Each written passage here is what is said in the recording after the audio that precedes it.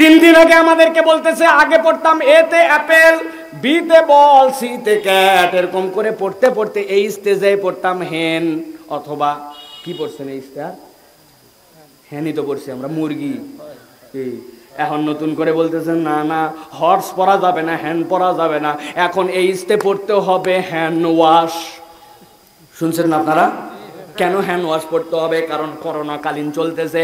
এই করোনার সময় ভালো করে হাত ধোও। হাত ধোয়ার 6টা স্টেপ, প্রথমে এরকম, তারপরে এরকম, তারপরে এরকম, তারপরে এরকম, তারপরে এরকম, তারপরে এরকম, তারপরে এরকম, এইরকম করে হাত ধোও। 6 স্টেপ আছে, ঠিক কিনা?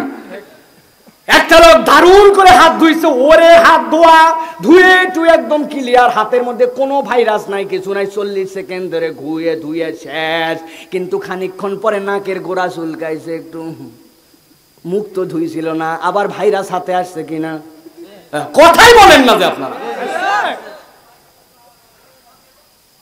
আসছে কিনা এই জায়গাতে? মুখের থেকে আবার ভাইরাস হাতে, আবার ধো, কসলায় কসলায় কসলায় মাথা খানিকক্ষণ পরে চুলকাইছে। মাথা তো ধোই নাই, মাথায় ভাইরাস আছে নাকি? অত দূর গেলাম না, মাথায় হাত দেয় নাই, মুখেও হাত দেয় নাই। চিন্তা করছে শার্টের হাতাটা গুজানো ছিল, একটু নামায় নেই, হাত শেষ, আবার দৌ। আমার নবী বলতেছেন 1450 বছর আগে, লিয়াকুনা লিল আলামিন নাযীরা, আমি রাসূল আল্লাহর পক্ষ থেকে জেনে বলছি, বান্দা হাত এইটুকু নয়, যদি ধুতে চাস এই পর্যন্ত ধোয়া লাগবে। হাত ধোয়ার আগে মুখটা ধোয়া লাগবে, মুখ ধোয়ার আগে মাথাটা তোমার। মাথার মধ্যে এখন দেখি কতগুলো মশারি পরে ঘুরে বেড়ায়, দেখছেন? ও বাবা, এর আগ পর্যন্ত আমরা টুপি বলছি, টুপি পরার পরে আমাদেরকে মোল্লা মুন্সি নানান কিছু বলে খোঁচা দিছিলে, কিছুই বলি নাই। এখন দেখি মশারি পরো, এখন বলতেছে তোমরা মুখের মধ্যে মাছ লাগাও। আমরা বলছিলাম বোন রে, হিজাব করো, হিজাব করো, হিজাব করে না। এখন যে মাছ লাগায়, হিজাব করলে ব্যাকডেটেড হয়, ডবল ট্রিপল মাছ লাগাচ্ছে, ব্যাকডেটেড হয় না কেন? যদি আসতেই চাও তাহলে পিপি পরে আসো। কই আমার তো পিপি নাই। কই তোর বরের মোটরসাইকেলের যেই রেনকোট আছে তা ওইটা পর। কি ব্যাপার? আমার বউ বোরকা পরে, আমার বউ হিজাব করে, আপনি আমারে বউরে টিটকারি দেন, বলেন সে প্যাকেট হয়ে যাচ্ছে, বলেন সে জীবন্ত টেন। এখন যে তুমি রেনকোট পরছো, মুখের মধ্যে টিপল মাছ, মাথার মধ্যে মশারি, কই তোমার তো এখন কেউ ব্যাকডেটেড বলে না, ঠিক না? তার মানে বোঝা যায় আমার নবী যেটা বলছেন ওইটাই ঠিক। আল্লাহ বলছেন লিয়াকুনা লিল আলামিন নাযীরা।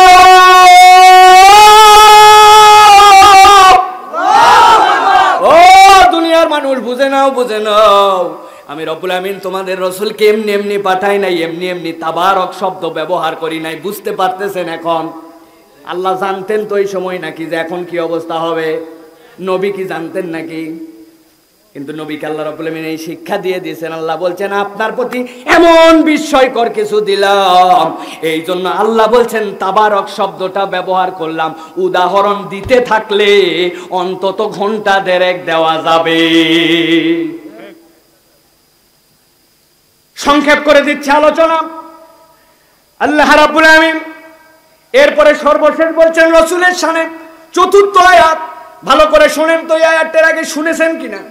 আল্লাহ রাব্বুল আমিন বলছেন ওয়া মা আরসালনাকা ইল্লা রাহমাতাল লিল আলামিন।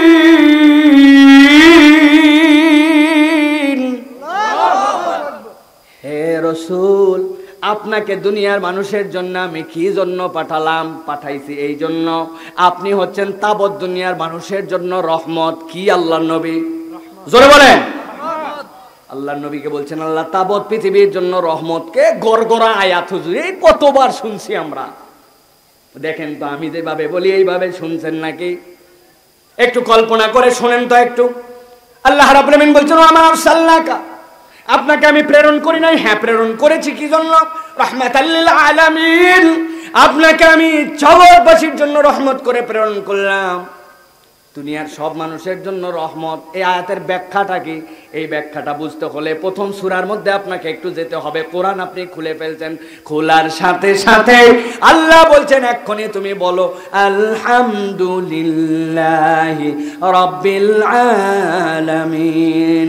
যারা যারা পারেন জবান ছেড়ে দিয়ে পড়েন আলহামদুলিল্লাহি রাব্বিল আলামিন। অর্থ কি? সকল প্রশংসা ওই রবের যিনি সব আলমের মালিক। নাকি কসু হয়েছে অর্থ? রব তো রবই রাখলেন, আলম তো আলমই রাখলেন, ব্যাখ্যা কই করলেন আপনি? আল্লাহ রাব্বুল আলামিনের মানে হচ্ছে প্রশংসা ওই রবের। প্রশংসার মানে কি? প্রশংসার মানে বুঝতে হবে হামদ আর শুকুরের মধ্যে বেসিক পার্থক্য আছে। হামদের মধ্যে শুকুর আছে, শুকুরের মধ্যে হামদ। আরে কি সুন্দর মোটরসাইকেল নিয়ে গেল, আপনি শুকরিয়া করলেন মোটরসাইকেলের, ভাল লাগছে আপনার কাছে মোটরসাইকেল, কিন্তু এই শুকরিয়া করে আপনার লাভ কি? ওই জিনিস তো আপনার না, চলে গেছে আপনার সামনে দিয়ে। আপনার বাপ গরিব মানুষ, কিন্তু চাইনা ফোনে একটা সাইকেল এনে দিছে, বাবা এইটা পরে তুই স্কুলে যাবি। বাপরে কিচ্ছু বলে নাই, ফেল ফেল করে তাকায় আছে, আর কলিজার মধ্যে উতাল পাতাল হয়ে গেছে। কি একটা সুন্দর জিনিস পাইছি, বন্ধুরে কখন দেখাবো, নিজে নতুন জামা কাপড় পরে কখন উঠবো, আব্বার কথা অন্য দিন না শুনলে ওই দিন শুনতেছে। আল্লাহ বলছেন ওর মধ্যে হামদ আছে, ওর মধ্যেও শুকুর আছে। আর জেনে রাখো এই দুইটা তো দুনিয়ার হাইসিয়াত, তোর রবের পরিচয় আর একটু ডিফারেন্ট। হামিদ, হামিদ মানে দুনিয়ার সব মানুষ যদি আল্লাহর প্রশংসা করে তাতেও আল্লাহর প্রশংসার একটুকু বাড়ে না। আর দুনিয়ার সব মানুষ যদি প্রশংসা ছেড়েও দেয়, আমার রবের প্রশংসার তাতে কিছুই কমে না। ওই আল্লাহ বলছেন আলহামদুলিল্লাহি রাব্বিল আলামিন। সব আলম যত জগৎ আছে সব জগতের যিনি নড়াচড়া কর্তৃত্ব ইচ্ছা মতো পরিচালনা করতে পারেন, তার প্রশংসা করছিস বান্দা। আলামিন মানে কি? জগৎ সমূহ। জগৎ সমূহ কারে বলে? কারে বলে চাচা জগৎ সমূহ?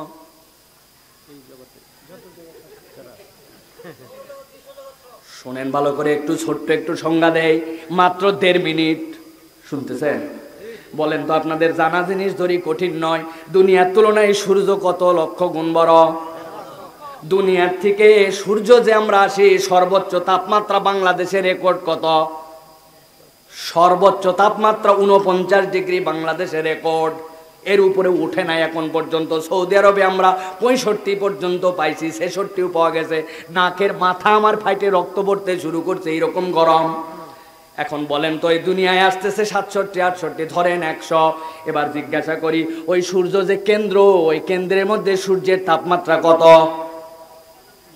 150 কোটি সেন্টিগ্রেড। কত বুঝেন না আপনারা? আর একটু বুঝাই। এই যে আমার হাতের ঘড়ি দেখতে পাইছেন, লোহা দিয়ে বানানো। আমি নিয়ত করছি এই ঘড়িটারে গলাবো, গলায় যে কাপ আছে এই কাপের মধ্যে এইটারে নামাবো, সম্ভব কিনা? কত ডিগ্রি তাপমাত্রা লাগবে? 1528 মুখস্থ করে ফেলেন। 1528 ডিগ্রি সেলসিয়াস তাপমাত্রা হলে এইটারে গলনাঙ্কতে নিয়ে আসা যাবে, এইটা গলে যাবে। এরপরে যে শেপে দিবেন সেই শেপে লোহা যাবে। দুনিয়ায় একটা লোহা গলে 1528, 30 এইরকম সেন্টিগ্রেড তাপমাত্রায়। আর এই সূর্য হচ্ছে 150 কোটি সেন্টিগ্রেড। বাড়ির যায় সুবহানাল্লাহ বলেন। বিজ্ঞানীরা বলছে ভালো করে শোনেন, দুনিয়ার তুলনায় 13 লক্ষ গুণ বড়। এইটারে গুণিত দিলেন 500, কত বড় সাইজ হবে? মাপ বাইর করতে পারবেন? বিজ্ঞানীরা বলছেন বিশ্বাস করো, দুনিয়ার তুলনায় 13 লক্ষ, এটারে 500 গুণ দিলে যত বড় হয়। এরকম অনেক গ্রহ উপগ্রহ আসমানে নামই জানি না, র্যান্ডম ঘুরে বেড়ায়। এবার একটা ধাঁধা ধরবো, উত্তর দেওয়া লাগবে। পারবেন? পিছন থেকে দিবেন একবারে উত্তর। 1 থালা সুপারি গুনতে পারে কোন ব্যাপারী? ও বাবা, এদের সবাই পারে। কি বোঝা যায় তার মানে? বোঝা যায় একটা তারা এত ছোট, আমাদের আয়ত্তের মধ্যে এক থালের মধ্যে অনেকগুলো ধরবে, কনসেপ্টটা এরকম, ঠিক কিনা? বিজ্ঞানীরা বলছেন ও দুনিয়ার মানুষ একটু বুঝে নাও, একটু বুঝে নাও। দুনিয়ার তুলনায় 13 লক্ষ গুণ বড় সূর্য, ওইটারে 500 দিয়ে গুণ দিলে যত বড় হয়, এইরকম 13,000 কোটি সূর্য যদি এক জায়গায় করো, এক একটা তারা যেটা এত ছোট মনে করো, ওই তারাগুলা এত বড় এত বড় এত বড়, ওইটার মধ্যেই হাজার হাজার সূর্য ফেললে 10 বিঘা একটা পুকুরে একটা মার্বেল ফেললে যেরকম পুকুরের খবর হবে না, ওই রকম তারার মধ্যে হাজার সূর্য ফেললে তারা জানতেও পারবে না এত বড় তারা। এইরকম তারা আসমানে অজস্র। আল্লাহ বলছেন আলহামদুলিল্লাহি রাব্বিল আলামিন।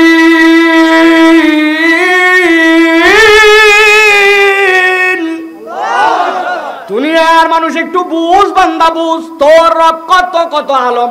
যা যা বললাম, যা যা বিজ্ঞানীরা বলছে এগুলা আসমানের নিচে, প্রথম আসমানের নিচে।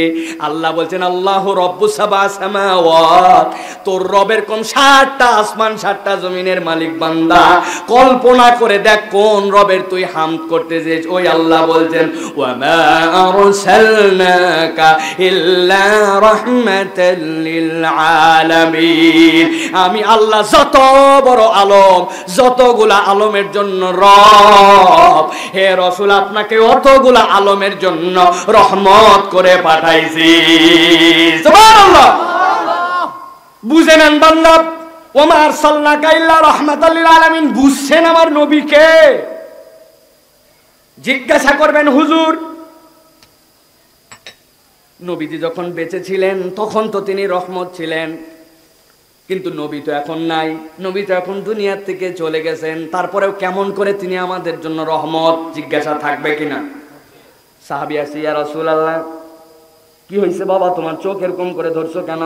বলি ইয়া রাসূলুল্লাহ একটা বর্ষা ঢুকছিল চোখের মধ্যে, বর্ষার মাথাটা তো এমন, ও তো একাই বের হবে না, চোখটা নিয়ে বাড়ায় গেছে।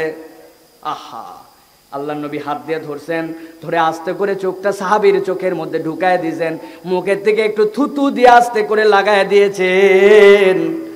মদিনার লোক বলছে যেই চোখটা বেরিয়ে আসছিল আল্লাহ নবী ভিতরে ঢুকাইছেন, মদিনার বুকে কোনো মানুষের চোখ এত সুন্দর ছিল না। এই সাহাবী বলছেন আমি এই চোখেই সবচেয়ে বেশি দেখতে পাই। অনেক দিন বেঁচে ছিলেন, আর পরেও আল্লাহ নবী রহমত ছিলেন। হযরত আবু বকর সিদ্দিক রাদিয়াল্লাহু তাআলা আনহু ফুটার বিচ্ছু ঠেকাচ্ছিলেন, দংশন করছে, মুখ কালো। আল্লাহ নবী থুতু লাগায় দিয়েছেন, ব্যথা তো গেছে, বিষও গেছে। মরার আগের দিন পর্যন্ত গায়ের ব্যথার কোনো সমস্যা আবু বকরের ছিল না। সুবহানাল্লাহ। আল্লাহ নবী 1 কাপ দুধ দিয়ে আবু হুরায়রা রাদিয়াল্লাহু তাআলা আনহু দাঁড়িয়ে আছেন মসজিদ নববীর সামনে। আবু বকর জিজ্ঞাসা করছে কি খবর আবু বকর? আলহামদুলিল্লাহ, তুমি কেমন আছো? আলহামদুলিল্লাহ। বলে না আবু হুরায়রা খাইছো নাকি? দাঁড়াইছেই বলার জন্য যে কেউ জিজ্ঞাসা করলে খাবার কত সহ্য করা যায় 7 দিন। ওমর চলে গেছেন, হাদিসের মধ্যে আসতেছে সব সাহাবী গেছেন, কেউ খবর নাই। আল্লাহ নবী দেখার পরে জিজ্ঞাসা করছেন আবু হুরায়রা খেয়েছো নাকি? না ইয়া রাসূলুল্লাহ, অপেক্ষা করো, চলে আসতে দুধ। আবু হুরায়রা খুশি, আমার নবী তো জানে যে আমার পেটে ক্ষুধা, এক্ষুনি দিবে, এক্ষুনি খেয়ে ফেলবো। আল্লাহ নবী ডাক দিয়েছেন, আবু হুরায়রা লাফাতে লাফাতে গেছে সামনে, খুশি। আল্লাহ নবী বললেন আহলে সুফায় কয়জন আছে? 70-এর অধিক, সবগুলারে ডাক দাও। আগে যতখানি খুশি এখন ততখানি ফুস, খিদা আমার। আর 70 জনের ডাক দিতে বলছেন আল্লাহ নবী, বিসমিল্লাহ বলে ডান পাশ থেকে খাওয়াতে শুরু করছেন। খেতে খেতে খেতে খেতে ওই কাপ যখন আল্লাহ নবীর কাছে, আবু হুরায়রা খাও, খাইছে। আবু হুরায়রা আবার খাইছে, আবু হুরায়রা আবার খা। 3 বার খাওয়ার পর আবু হুরায়রা বলছে ইয়া রাসূলুল্লাহ আমার এই পর্যন্ত হইছে, আর যেন রিকোয়েস্ট করেন না, পারবো না। সুবহানাল্লাহ বলবেন না? 1 কাপ দুধে সব। আল্লাহ নবী তো হায়াতে থাকতে এইটা ছিল, নবী তো এখন চলে গেছেন, এখন কেমন করে আমাদের জন্য? আমার নবী বলছেন দুনিয়ার মানুষ শোনো, 5-6টা হাদিসের গ্রন্থে আসছে হাদিস। দুনিয়ার মানুষ যত নবী রাসূলুল্লাহ দুনিয়াতে দিয়েছেন, সব নবী রাসূলকে আল্লাহ একটা সুপ্রিম পাওয়ার দিয়েছেন, একটা ট্রাম্প কার্ড দিয়েছেন। কি দিয়েছেন? Trump card. এই ট্রাম্প কার্ডটা কি? আপনি এটা চালবেন, এই দোয়া করবেন, দোয়া আপনার সাথে সাথে কবুল। সুবহানাল্লাহ। হযরতে নূহ আলাইহিস সালাম 950 বছর অপেক্ষা করছেন আল্লাহর কাছে। নূহ আলাইহিস সালাম যে আরজি দিয়েছেন, এরকম করে কোন নবী আরজি দেন নাই। আল্লাহর কাছে বলছেন আল্লাহ দাউতু কওমি লাইলা ওয়া নাহারা। আগে লাইল শব্দ কেন ব্যবহার করছেন ইবনে আশুর রাহমাতুল্লাহি আলাইহি তার ব্যাখ্যা করছেন। কেন আল্লাহর নবী নূহ আলাইহিস সালাম বললেন লাইলা ওয়া নাহারা, কেন বলছেন? আগে রাত্রের কথা, দুনিয়ার মানুষ দিনে কাজ করে রাত্রেবেলা আরাম করে, কিন্তু নূহ নবী এমন ছিলেন উম্মতে পেরেশান, 950 বছর রাত দিন এক মুহূর্ত বাদ দেন না। এরকম করে তার কমকে ডাকছেন মাত্র সাকসেস রেট কত? 40, অনলি 40 জন। আল্লাহর কাছে বলছে আল্লাহ আমার কম তো গাফেল হয়ে গেছে, আর পারলাম না, তুমি এদেরকে ধ্বংস করে দাও। ধ্বংস করে দাও বলতে দেরি, আল্লাহর কবুল করে নিতে দেরি নাই। আল্লাহ বলেন বানাও, কিস্তি বানাও, উঠো। আমি ঘটনা শোনাচ্ছি না, খালি ভালো করে বুঝে নেন। নূহ আলাইহিস সালাম তার ছেলেরে বললেন বাব্বা ঈমান আন, আমার নৌকায় উঠ। না না না, ওই যে উঁচু পাহাড় আছে ওর উপরে আমি থাকবো। কিসের ঈমান, কিসের কে, আমি ডুববো না। নূহ আলাইহিস সালাম দেখলেন কিস্তি ভাসতেছে, উঠতে পাহাড় ডুবে যাওয়ার দশা। নূহ আলাইহিস সালাম আল্লাহরে ডাকতে বলেন আল্লাহ আমার ছেলেটাকে, আল্লাহ আমার ছেলেটাকে। আল্লাহ বললেন নূহ একবারে চুপ, এক কথা চলবে না, তোমার যেটা দোয়া দেওয়ার ছিল সেইটা শেষ। উল্টা আল্লাহ ধমক দিয়ে বলেন ইন্নাহু লাইসা মিন আহলিক, তোমার স্ত্রীর ঐরসেও যদি তোমার সন্তান হয়, কিন্তু ঈমানের পক্ষে যদি না থাকে, ঈমান যদি না আসে, আমি আল্লাহ বললাম ও তো তোমার পরিবারই নয়। আল্লাহ নবী মূসা আলাইহিস সালাম ফেরাউনের বিপক্ষে এত অ্যাকশন, কিন্তু আজকে নিছেন ফাইনাল, আর থাকবো না মিশরে, বেরিয়ে চলে যাবো এখান থেকে। আমার কওমকে নিয়ে দৌড় সবগুলারে নিয়ে একবারে ধাওয়া পাল্টা ধাওয়া চলতেছে। মূসা সামনে পিছনে, ফেরাউন দৌড়, সামনে চলে আসছে সাগর।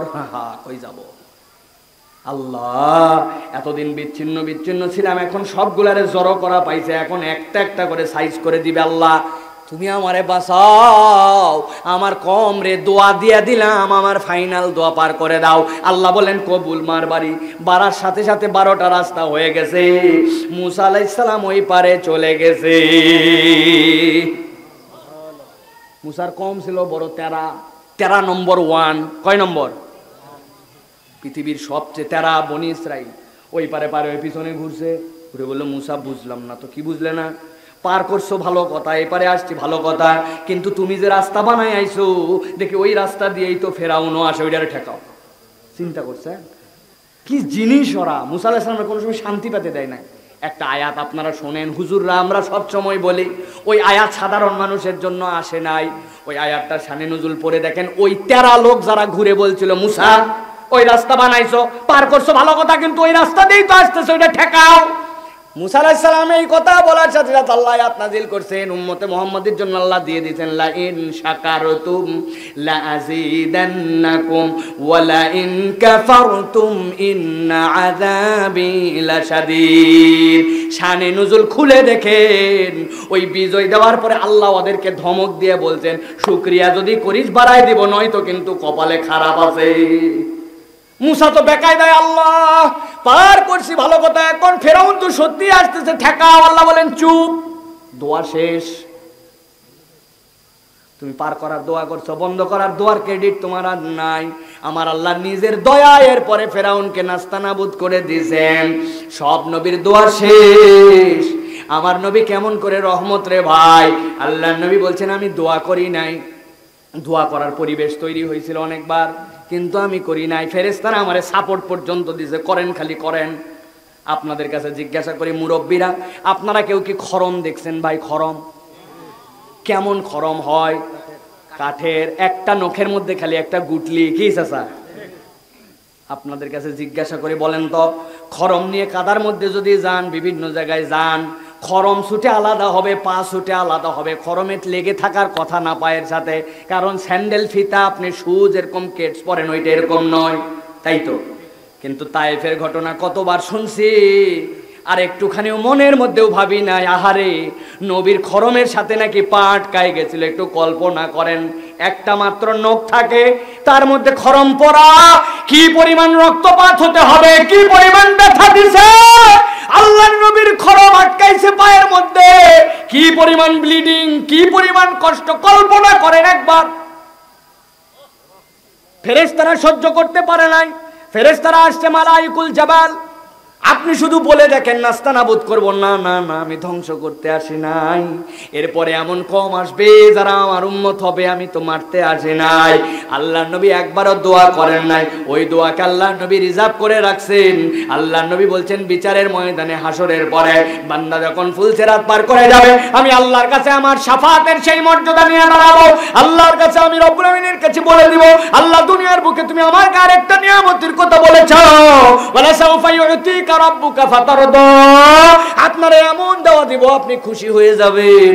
ওই দোয়ার জায়গায় এই দোয়া বসায় বলবো, আল্লাহ আমার যে উম্মতের ঈমান আছে, হাজার পাপ থাকুক না কেন, ওই উম্মতের পানিশমেন্টের পরে যতক্ষণ না জান্নাতে যায়, আমি রাসূল আমার ঈমানদার উম্মত জাহান্নামে থাকা পর্যন্ত জান্নাতে যেতে রাজি না।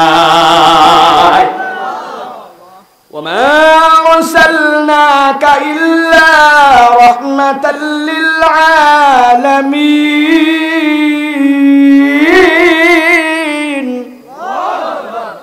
আল্লাহ বলছেন রাসূল আপনাকে এরকম রহমত করে পাঠানো হলো, আপনি দুনিয়াবাসীর জন্য রহমত।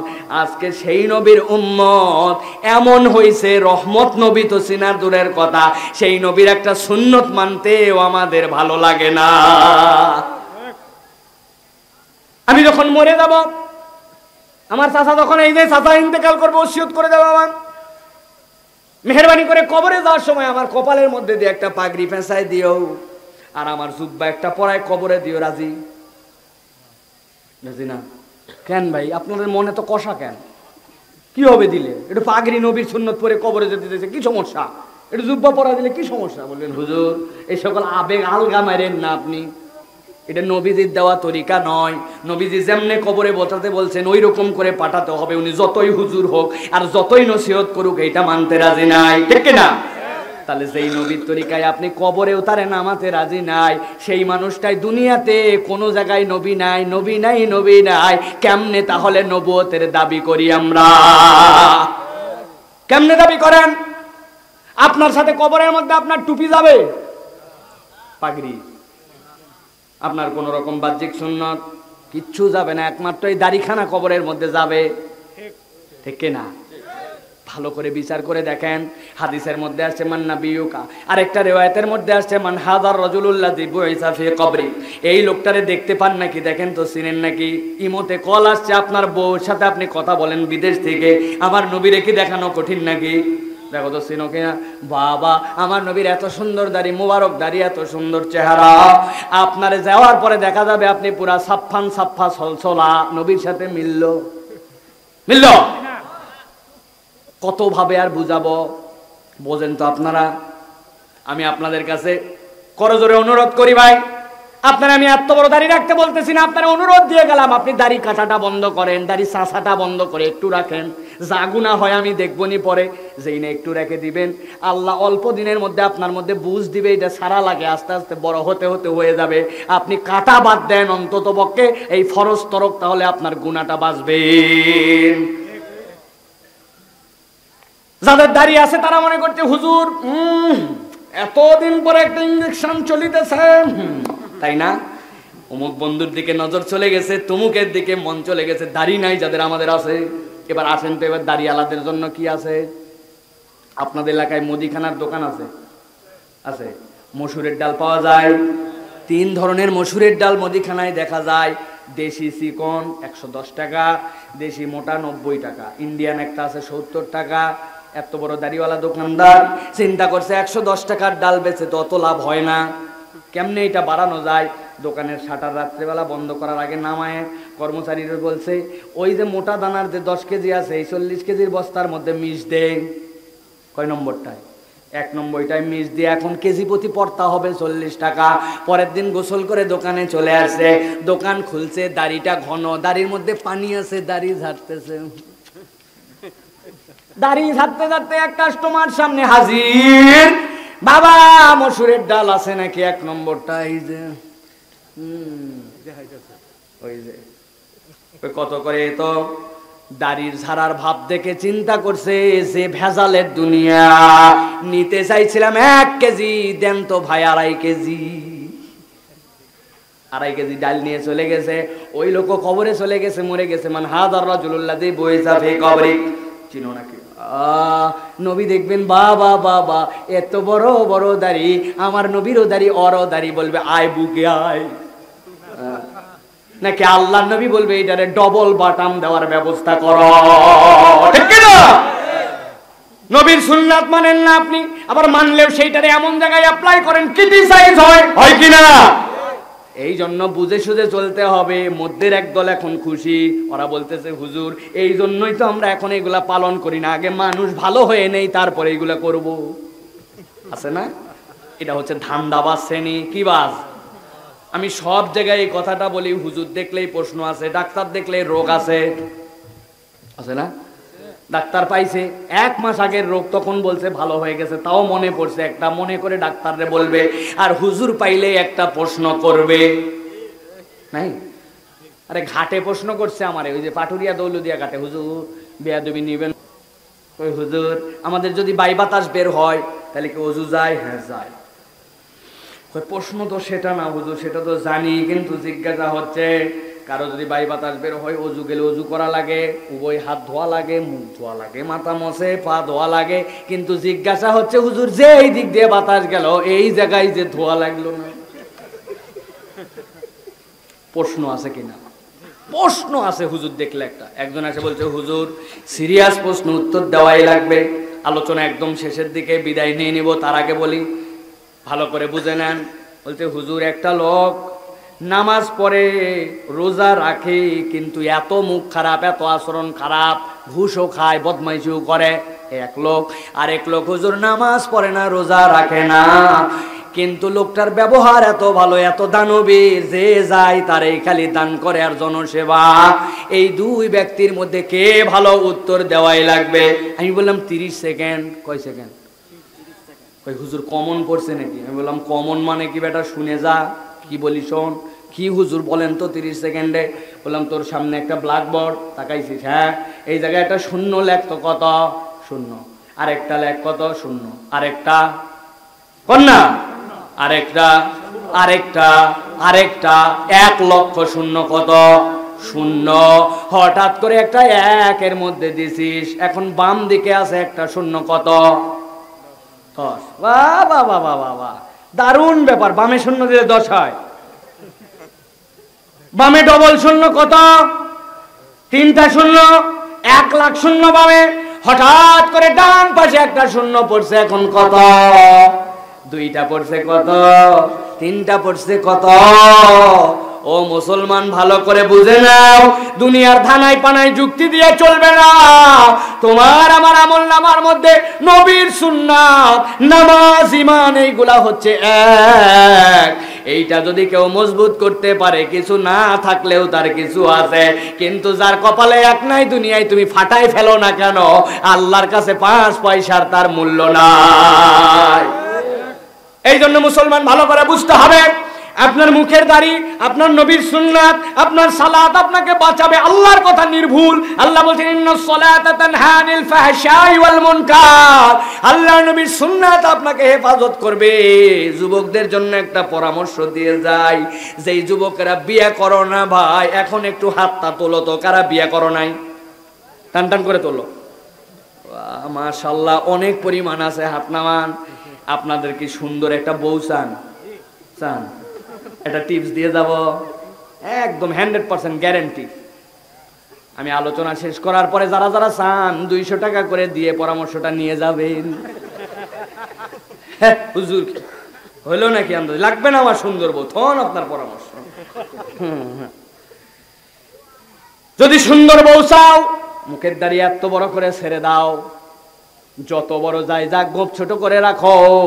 তোমার বাড়ির থেকে প্রস্তাব দেবে, ছেলে ভালো, অমুক তমুক, বাপ ভালো, বংশ ভালো, পড়ালেখা ভালো, চাকরি ভালো। বান্দরে বলছে সবই ভালো, কিন্তু দাঁড়িয়ে যে এত বড় বড় ভালো খবর পাইতে চাই, ইরি আল্লাহ, ওর সাথে আমি কিভাবে ঘুরবো, মান সম্মান থাকবে আমার? বিয়ে আর করবে না, আছে না এরকম?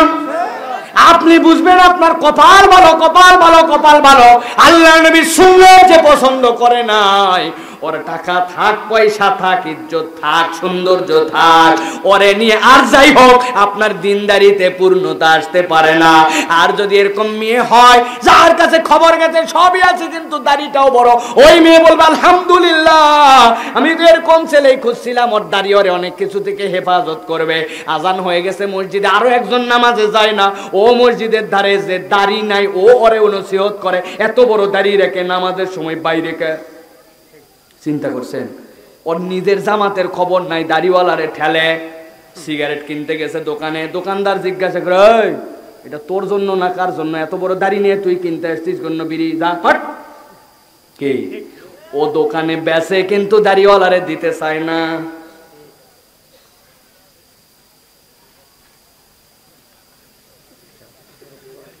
সিনেমা হলের সামনে গেছে, টিকিট দেন। এত শীত নাই তো মুখ পেঁচাইছিস কেন, খুলতো খুলতো। লজ্জায় মুখ খুলছে, এক থাপ্পড় দিবে, এত বড় দাঁড়িয়ে সিনেমা দেখতে আসছিস। বুঝছেন কিনা? নবীর সুন্নত আপনারে কেমনে বাঁচাবে? ওই মেয়ে বলবে এই রকম স্বামী তো আমি চাই। আল্লাহ ওই মেয়ের সৌন্দর্যে যদি কম দেন, ওর বাপের ধনে যদি কম থাকে, সমাজের প্রভাব প্রতিপত্তিতে কম থাকে, আপনাকে গ্যারান্টি দিলাম আল্লাহ নবীর সুন্নত আর দিনদারি মোহাব্বত করার কারণে আল্লাহ নবী বলছেন তোমরা দিনদারি দেখে বিয়ে করো, আল্লাহ এর দ্বারা বাকি সব কিছু আপনার পূর্ণাঙ্গ করে দিবেন। রাজি আছেন মুসলমান? না খালি বাংলা ওয়াজ চলবে? এই জন্য প্রিয় ভাইয়েরা শেষ করে দিব। 11টাই শেষ করা কথা, 11:30 বলছে, সমস্যা নাই না? কোনো সমস্যা নাই। প্রিয় মুসলমান ভালো করে শোনেন আপনারা, এই জন্য বলি নবীর সুন্নাতের কিন্তু একটা দাম আছে। এই কথাটা বলেই শেষ করব। রাজি আছেন নাকি মুসলমান? রাজি আছেন? খুব মজার কথা, অন্তর উজাড় করে দিয়ে শুনেন। আল্লাহ নবী সাল্লাল্লাহু আলাইহি সাল্লাম বলছেন দুনিয়ার এই জীবনের শেষে আমার যত উম্মত থাকবে, যাদের ঈমান থাকবে, এই উম্মত ঈমানের দাবিতে কখনো না কখনো জান্নাতে যাবে। সুবহানাল্লাহ বলবেন না? জান্নাতের মধ্যে সব উম্মত চলে গেছে, যাওয়ার পরে সবগুলা ঘুরে বেড়ায়, বউকে পাশে নিয়ে বসে বসে বিকালবেলা বিশাল বিশাল বসাল মাজলিসের মধ্যে নেতৃত্ব দেয়। হুম ওয়াজওয়াজুহুম ফি জিলালিন আলা রাইকি মুত্তাকিউন। আল্লাহ দুইটারে তাকিয়া লাগায় পিছনে হেলান দেওয়া মজলিস কায়েম করে। ওই মজলিসে একজন আসছে, দোস্ত তোমারে চিনা চিনা লাগে, গাঙ্কুল কান্দিতে দেখছি। আল্লাহুম্মা আমিন। ভাই কেমন আছেন? খুব ভালো। আরে আমার জান্নাতে আল্লাহ যেইগুলা দিছে ভাই যদি দেখাতে পারতাম। কই দেখানো লাগবে না, তোর কয়টা 70 আমার 73। ওই একদিন আপনার বাড়িতে যেতে চাই, একটু ঠিকানাটা বলবেন নাকি? ওই সময় দুই শ্রেণীর লোক হবে যারা নিজেদের জান্নাতের ঠিকানাটা তুলে ধরবে। ওই ধরার সিস্টেমের মধ্যে দুইটা পার্থক্য। একটা দল যখন জান্নাতের ঠিকানা বলবে, বলার আগে আনন্দে নিজের বুক চাপড়াবে, বুক চাপড়ায় চাপড়ায় বড় গর্ব করে সেই নামটা বলবে। বুক যখন চাপড় দিবে আর বলবে, বান্দা অবাক হয়ে যাবে, ঠিকানা জানতে চাইছে কিন্তু বুক চাপড়ায় কেন? কেন বুক চাপড়ায় বুঝে? আমি বলেছি এর আগেও, ঢাকায় গুলিস্তানে আমার সাথে এক লোকের দেখা হয়েছিল। লোকটার একটু চিনা চিনা লাগছে, দেখা হয়েছে কোথাও না কোথাও, মেমোরিতে আনতে পারি না। লোকটাকে জিজ্ঞাসা করছি, মুরব্বী আপনার বাড়ি কোথায়? জিজ্ঞাসা করতে না করতে দেখি লোকের পিকআপ বাইরে গেছে।